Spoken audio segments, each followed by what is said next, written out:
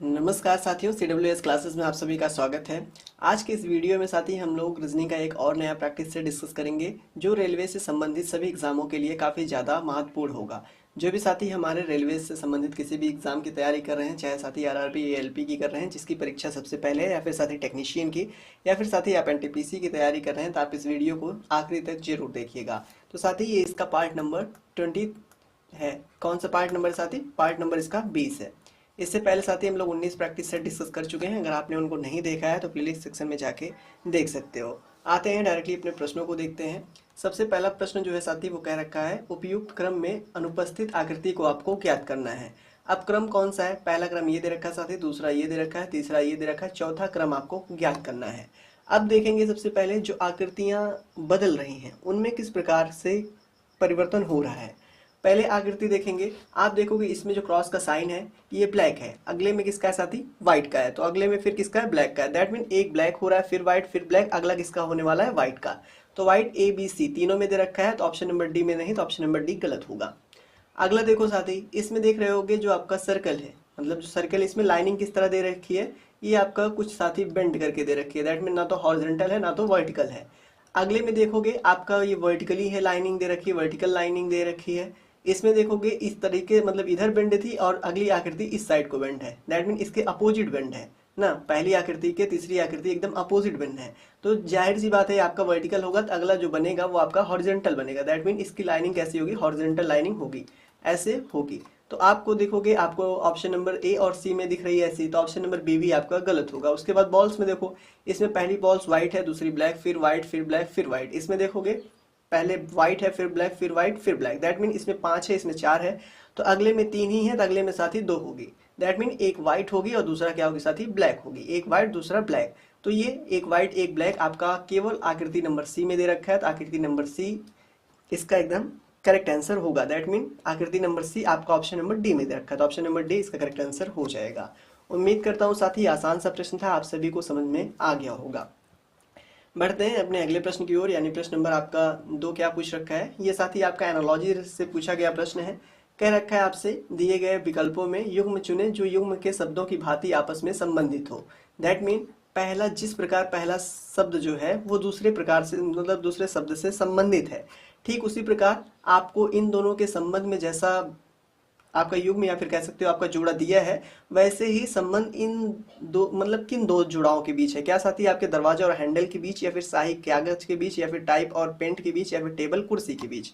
सबसे पहले पता करना होगा चौक और ब्लैक बोर्ड, इन दोनों में किस प्रकार का रिलेशन है। तो आप सभी जानते होंगे जो चौक है ये ब्लैक बोर्ड पर लिखने के काम में आता है, लिखने के काम में आता है। ब्लैक बोर्ड पर इससे लिखा जाता है। क्या किया जाता है साथी? लिखा जाता है। उसी तरह आप सभी जानते होंगे जो स्याही है, दैट मीन जो स्याही आपका इंक होती है उससे हम लोग आपकी कागज पे लिखते हैं। दैट मीन कागज पे लिखते हैं। तो जैसे चौक ब्लैक बोर्ड पे लिखने के काम आता है, वैसे स्याही जो है वो कागज पे लिखने के काम आती है। तो ये आपका ऑप्शन नंबर बी में दे रखा है, तो ऑप्शन नंबर बी एकदम वही संबंध हो जाएगा जैसा पहला दूसरे के साथ है साथी, वैसे ही स्याही और कागज के बीच संबंध हो जाएगा। तो ऑप्शन नंबर बी में दे रखा है, तो option number B correct answer हो जाएगा। एनालॉजी के प्रश्न हो गए साथी, कोडिंग डिकोडिंग के प्रश्न हो गए, वेन आरेख के प्रश्न हो गए, और साथ ही जो डायग्राम रिलेटेड कथन और निष्कर्ष रिलेटेड प्रश्न होते हैं आप उनको जरूर सॉल्व करेंगे, क्योंकि ऐसे प्रश्न आपके रेलवेज में बहुत पूछे जाते हैं। अगला प्रश्न आपसे कह रखा है कोडिंग डिकोडिंग का, कि यदि पेंड को 21563 के रूप में कोड कर रहा है, दैट मीन इस रूप में लिख रहा है, और शॉर्ट को 8503 के रूप में कोडित कर रखा है, उसी कोड भाषा में टोस्ट को क्या कोड करेगा? दैट मीन टोस्ट को उसी कोड भाषा में क्या लिखेगा? जो भी साथी आंसर दे सकते हैं वो कमेंट बॉक्स में जरूर इसका आंसर हमसे पहले देंगे। अब देखो सबसे पहले देखेंगे किस प्रकार कोड कर रखा है। पी को किस प्रकार कोडित कर रखा है, इसमें देखो 5 अल्फाबेट है, इसमें 5 नंबर्स है। पी को किस प्रकार कोड कर रखा है? 2 के रूप में। और ए को किस प्रकार कोड कर रखा है साथी? 1 के रूप में। आई को किस प्रकार कोड कर रखा है? 5 के रूप में। और साथ ही एन को किस रूप में कोड कर रखा है? 6 के रूप में।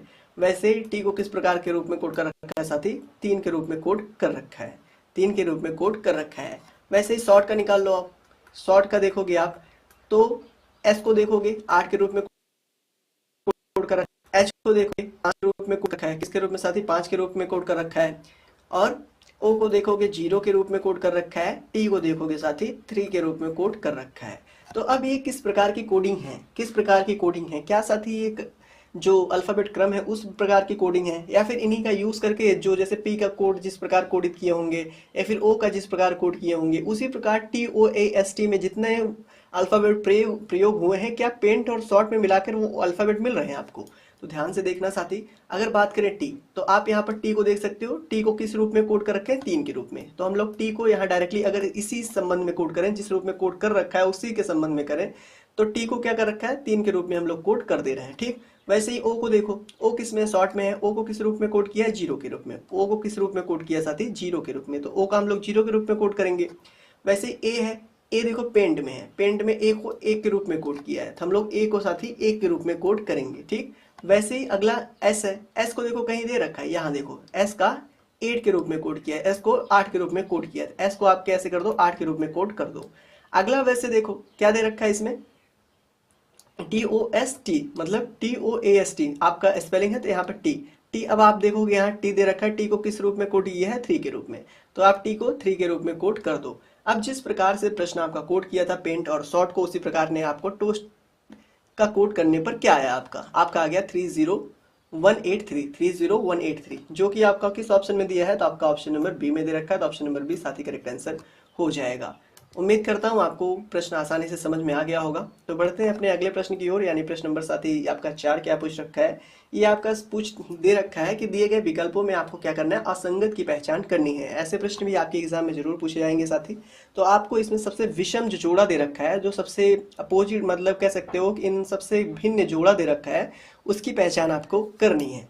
अब देखो पहला जोड़ा दे रखा है लाभ और हानि, दूसरा जोड़ा क्या दे रखा है? भारी और मोटा, तीसरा दे रखा है जन्म और मृत्यु, तीसरा क्या दे रखा है? पास और दूर। तो साथ ही आपको देखो इसमें 3 में ऐसा नजर आ रहा है कि एक दूसरे के विपरीत दिए हैं, दैट मीन एक दूसरे के विलोम दिए हैं ना साथी, एक दूसरे के क्या दिए हैं? विलोम।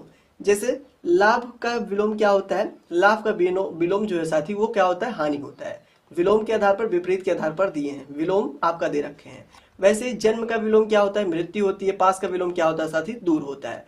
परंतु भारी का जो विलोम है वो मोटा नहीं होता, भारी का जो विलोम है साथी वो मोटा नहीं होता। तो कह सकते हैं ये एक दूसरे के समान है, भारी और मोटा एक दूसरे के समान होते हैं लगभग लगभग। तो ये तीनों आपके विपरीत के क्रम में मतलब आपस में संबंधित है, जबकि आपका सबसे भिन्न है। तो आपकी भिन्न या फिर कह सकते हो आप असंगत की पहचान आपको करनी थी। तो सबसे असंगत कौन है इसमें? Option number B. तो ऑप्शन नंबर बी इसका करेक्ट आंसर हो जाएगा। उम्मीद करता हूँ साथी आप सभी को प्रश्न आसानी से समझ में आ गया होगा। अगला प्रश्न देखते हैं आपका, ये श्रृंखला से पूछा गया प्रश्न है और 2021 की NTPC की परीक्षा में साथी आपका ये पूछा भी गया प्रश्न है। ये कह रखा है श्रृंखला में अगला अक्षर आपको ज्ञात करना है। अब अक्षर क्या दे रखा है? अक्षर आपका AW दे रखा है, EU दे रखा है, IS दे रखा है, MQ दे रखा है। उसके बाद अगला आपको ज्ञात करना है।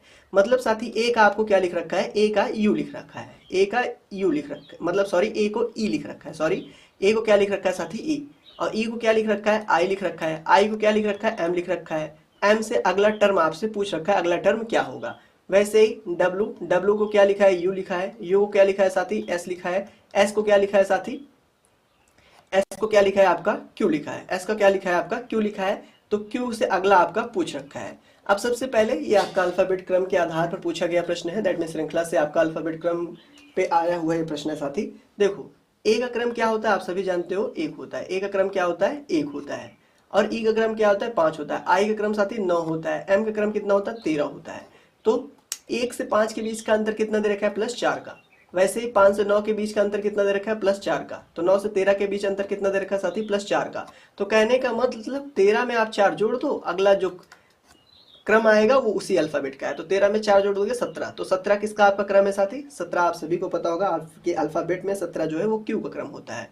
तो पहला आपका क्या आ गया? Q आ गया। वैसे दूसरा W का क्रम कितना होता है मित्रों बताओ आप, W का क्रम कितना होता है? तो आप कहोगे 23 होता है। U का अगर आपसे मैं पूछूंगा तो बताओगे आप 21 होता है, U का 21 होता है। S का वैसे पूछूंगा तो S का भी आप बता दोगे कि S का जो क्रम है वो 19 होता है। Q का पूछूंगा तो कहोगे 17 होता है। तो 17। अब देखो ये क्या कर रखा है? 23 से कहाँ जा रहा है? 21 में, तो मतलब -2 हो रहा है। 21 से 19 में जा रहा है तो -2 हो रहा है। 19 से 17 में जा रहा है तो -2 हो रहा है। उसी प्रकार 17 में -2 कर दो। 17 में -2 कर दोगे तो आपका कितना आ जाएगा? 15 आ जाएगा। अब साथ ही 15 किसका क्रम होता है? 15 आपके अल्फाबेट में O का क्रम होता है। तो आपका क्या आ गया? Q और O।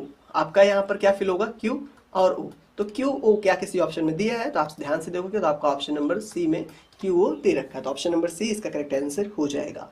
उम्मीद करता हूँ साथी आसान सा प्रश्न था, आपको आसानी से समझ में आ भी गया होगा। अगला प्रश्न जो है ये आपका दिशा ज्ञान रिलेटेड प्रश्न है, और ऐसे प्रश्न आपके एग्जाम में खूब पूछे जाते हैं, तो उम्मीद करता हूँ आपको सॉल्व करने भी आते होंगे। जो भी साथी इसको सॉल्व कर सकते हैं वो अपना आंसर कमेंट बॉक्स में जरूर बताएंगे। कहाँ बताएंगे? कमेंट बॉक्स में।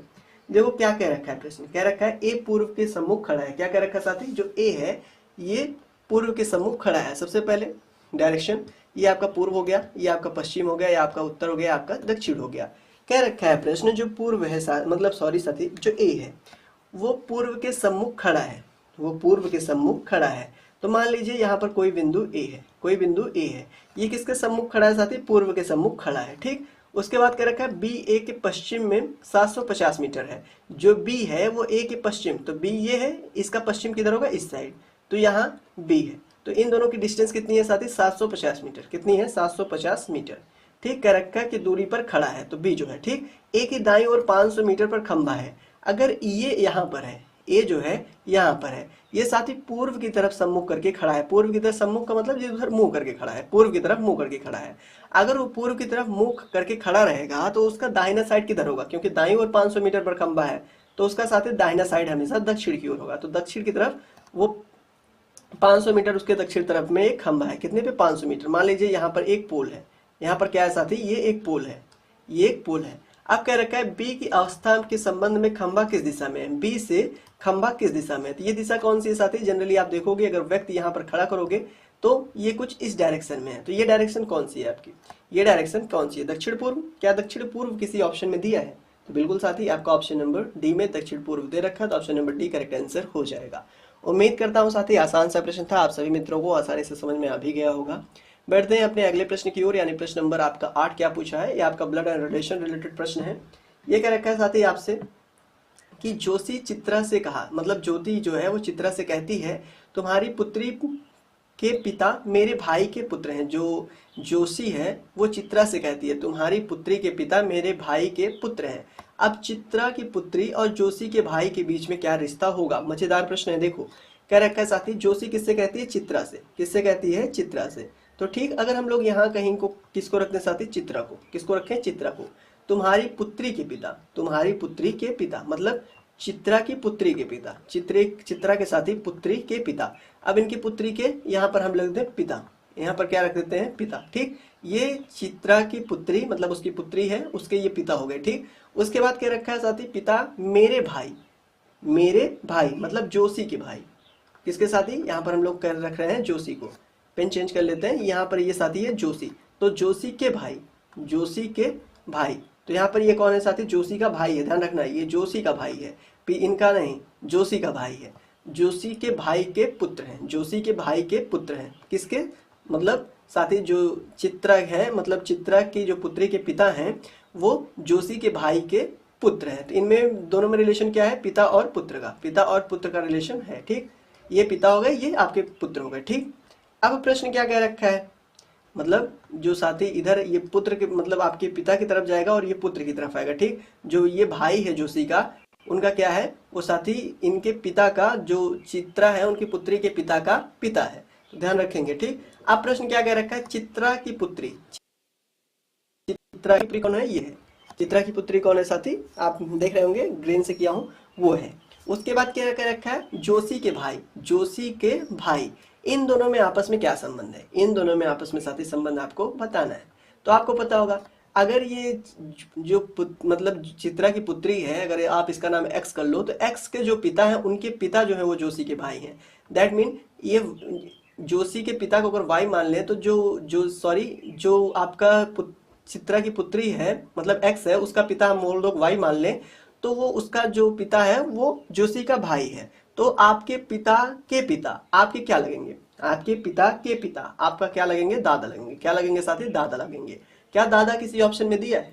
दादा या फिर पोता, मतलब किससे रिलेशन का है साथी? चित्रा की पुत्री, मतलब इसका रिलेशन बताना है, चित्रा का पुत्री का रिलेशन बताना है। तो इन दोनों के बीच में रिलेशन क्या होगा? दादा का, और किसका हो जाएगा साथी? दादा और मतलब किससे पूछा है साथी? चित्रा की पुत्री का जोशी के भाई। साथी जोशी का भाई पूछा मतलब दादा लगेगा। अगर यही चित्रा की मतलब की बेट पुत्री से कहता तो साथी पोती लगता, ठीक। तो किसका रिलेशन है? दादा का। तो दादा आपका ऑप्शन नंबर सी में दे रखा है, तो ऑप्शन नंबर सी साथी करेक्ट आंसर हो जाएगा। उम्मीद करता हूँ आसान सा प्रश्न था, आप सभी को समझ में आ गया होगा। अगला प्रश्न जो है साथी, ये भी काफी अच्छा प्रश्न है, आपके एग्जाम में निरंतर आता रहता है। ये आपका साथी जो मैथमेटिकल गणितीय से रिलेटेड, गणितीय संख्याओं से रिलेटेड प्रश्न है। एक रखा है पी का अर्थ है भाग। क्या कर रखा है? पी का अर्थ भाग है, टी का अर्थ गुणा है। एक साथ ही बगल में जो अल्फाबेट जो सिंबल को दर्शा रहा है उसको आप लिख लोगे। पी का अर्थ क्या है साथी? भाग है। टी का अर्थ क्या है? टी का अर्थ जोड़ है। वैसे ही एम का अर्थ क्या है? एम का अर्थ ऋण है। तो डी का अर्थ क्या है साथी? डी का अर्थ गुणा है। तो अब इसी के इक्वेशन पे चेंज करने, मतलब इसी सिंबल्स को चेंज करने पर इस इक्वेशन का मान क्या होगा? तो सबसे पहले हम लोग चेंज करते हैं 12m। तो m का मतलब क्या है साथी? माइनस। उसके बाद 12, तो d का मतलब क्या है? गुणा। ठीक, उसके बाद 28, 28 बाद p है, p का मतलब क्या है साथी? भाग। p का मतलब क्या है? भाग। भाग करोगे उसके बाद 7, 7 के बाद t है, t का मतलब जोड़ 15। अब अकॉर्डिंग टू द बॉड मास सबसे पहले हम लोग भाग देंगे, फिर गुणा करेंगे, फिर जोड़ेंगे, फिर घटाएंगे। तो सबसे पहले भाग करोगे, इसको सॉल्व करोगे, आपका 4 आ जाएगा। 7 चौक 28 होता है, तो 12 माइनस 12, 12 माइनस 12 इंटू 4 प्लस 15। उसके बाद गुणा करोगे तो 12 चौक 48 होता है। 12 माइनस 12 चौक साथ कितना होता है? 48। तो 48 प्लस 15। अब उसके बाद क्या होता है? प्लस होता है। 15 12 ऐड कर दो, 15 12 ऐड करोगे आपका 27, 27 माइनस 48। अब इसको सॉल्व करोगे, बड़े में से छोटा घटा दो तो आपके पास कितना निकल के आने वाला है साथ ही? अगर 48 घटाओगे, मतलब 48 में से आपको कितना घटाना है? 48 में से साथी, 48 में से आपको घटा देना है 27। तो इसमें से इसको घटाओगे तो लगभग लगभग 21 आ जाएगा। कितना? 21, मतलब -21। सॉरी, ये बड़ा है ना, माइनस वाला बड़ा है, तो -21 आ जाएगा। तो -21 आपका किस ऑप्शन में दिया है? आपका ऑप्शन नंबर ए में दे रखा है, तो ऑप्शन नंबर ए इसका करेक्ट आंसर हो जाएगा। उम्मीद करता हूँ साथी आसान सा प्रश्न था, आप सभी मित्रों को आराम से समझ में आ गया होगा। अगला प्रश्न जो है वेन आरेख से है। ऐसे भी प्रश्न आपके एग्जाम में बहुत पूछे जाते हैं। ये क्या रखा है? निम्नलिखित में से कौन सा वेन आरेख निम्नलिखित वर्गों के बीच संबंध को सही ढंग से दर्शाएगा? अब क्या क्या दे रखा है? घंटी दे रखा है, पानी दे रखा है और पीतल दे रखा है। घंटी, पानी, पीतल।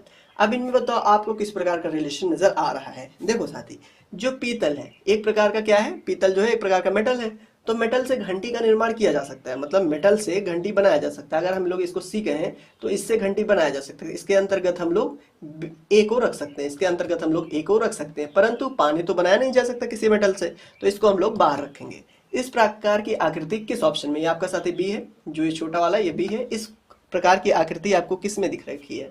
आपको ऑप्शन नंबर ए में दिख रही है, तो ऑप्शन नंबर ए साथी करेक्ट आंसर हो जाएगा। उम्मीद करता हूँ आसान सा प्रश्न था, आप सभी मित्रों को आसानी से समझ में आ गया होगा। बढ़ते हैं अपने अगले प्रश्न की ओर, यानी प्रश्न नंबर साथी आपका जो अगला है, ये क्या रखा है? आपको कथन दे रखा है। कथन के आधार पर आपको निष्कर्ष का चयन करना है, चाहे वो सामान्य रूप में साथी गलत ही क्यों ना हो।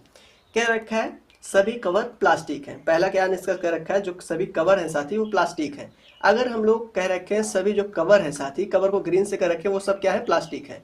वो सब क्या है साथी? प्लास्टिक है। इसको हम लोग क्या कर रखे हैं? प्लास्टिक। क्या साथी? ये प्लास्टिक है। ठीक, ये क्या है साथी? प्लास्टिक है। आज दूसरे में क्या रखा है? सभी प्लास्टिक टॉक्सिक है। तो सभी प्लास्टिक जो है साथी वो टॉक्सिक है। तो टॉक्सिक का एक अलग आरेख खींचेंगे, वो मतलब सभी प्लास्टिक के ऊपर से जाएगा। ये क्या है साथी? टॉक्सिक। क्या है? टॉक्सिक है। सभी जो प्लास्टिक है साथी वो क्या है? टॉक्सिक है। अब आपका निष्कर्ष क्या कह रखा है? कह रखा है सभी प्लास्टिक कवर है। सभी प्लास्टिक कवर है। जो साथी सभी प्लास्टिक है, क्या ये कवर है? सभी कवर प्लास्टिक है, परंतु सभी प्लास्टिक कवर नहीं है। तो अब पहला आपका निष्कर्ष गलत है। दूसरा क्या रखा है? सभी टॉक्सिक कवर है। दूसरा क्या कह रखा है? सभी टॉक्सिक कवर है। तो साथी सभी टॉक्सिक कवर नहीं हो सकते। सभी जब कवर जो है प्लास्टिक है तो सभी प्लास्टिक कवर है, तो सभी कवर टॉक्सिक हो सकते हैं, लेकिन सभी टॉक्सिक कवर नहीं हो सकते। तो दूसरा में निष्कर्ष आपका गलत दे रखा है। कहने का अर्थ है साथी ना तो अनुसरण एक करेगा, मतलब ना तो एक ही अनुसरण कर रहा है, ना ही एक ही पालन कर रहा है, ना ही दो ही पालन कर रहा है, तो इसमें कोई पालन कर ही नहीं रहा है। तो आपका ऐसा ऑप्शन नंबर बी में दे रखा है, कोई भी निष्कर्ष पालन नहीं करता। तो ऑप्शन नंबर बी इसका करेक्ट आंसर हो जाएगा। उम्मीद करता हूं साथी आसान सा प्रश्न था, आप सभी को आसानी से समझ में आ गया होगा। तो मिलते हैं अपने अगले प्रैक्टिस सेट में, तब तक के लिए धन्यवाद।